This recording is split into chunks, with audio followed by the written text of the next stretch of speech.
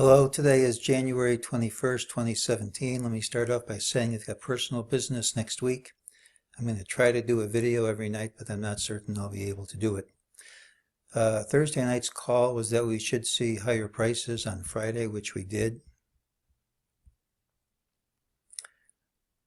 This is what the software shows. MEJT said ultimately lower prices would print, which they did. It said that rally was false, which it was. It says this drop is false, which it was. We have an optional target of 2275.03. If it doesn't print by Monday, I'd forget it. I don't think it's going to print. Let's go over some of the reasons.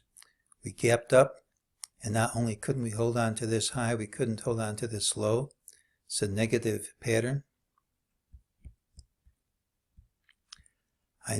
We have rallied right up to a resistance at a TDST line on multiple time frames.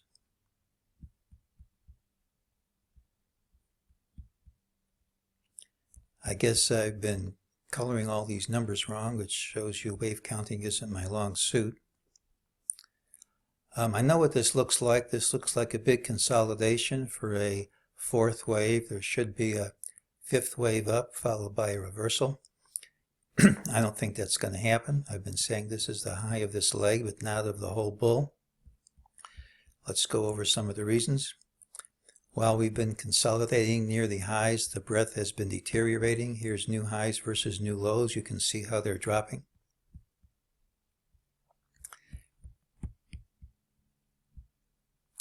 In addition to the rally into resistance and the falling breadth, we have the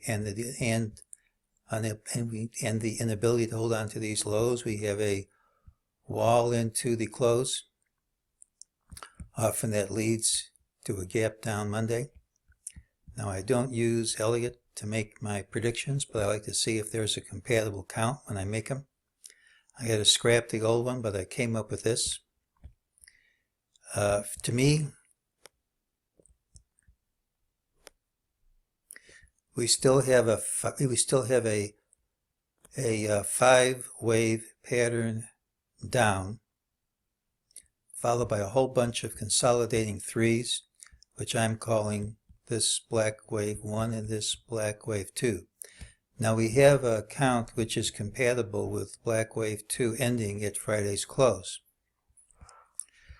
This triple 3 is kind of an unusual pattern, but it has held me. We haven't overtaken this high, and I'm betting that's not an accident. If this is a W and that's a Y and that's a Z, let's look at wave Z, and you can see between wave Z and wave W, there's a perfect Fibonacci relationship. Let's look at B. This green number means I don't know the degree of the wave, by the way. If this is B,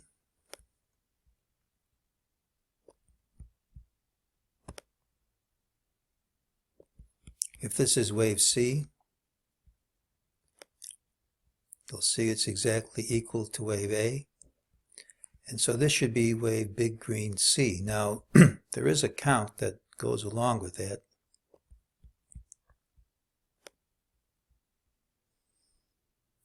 If we have A here, then you have your A, B, C for B.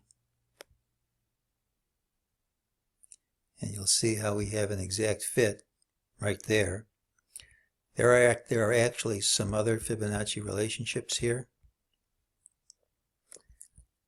If you see wave 1, you'll see how wave 2, if that's the end, is a perfect Fibonacci hit at the 23.6.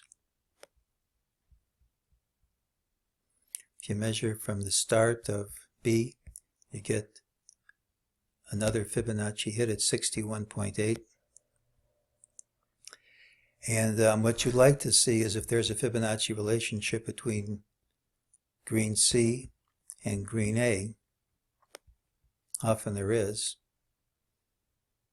That's green C. And if you measure Green A, you're right at the 78.6. So I think there's a good case to be made for black wave 2 ending right at Friday's close. If I'm right, we start black wave 3 down, and if I'm wrong, it should be cleared from the open. For right now, I'm betting that's a major high and we drop, and we'll see if I'm right. That's today's call.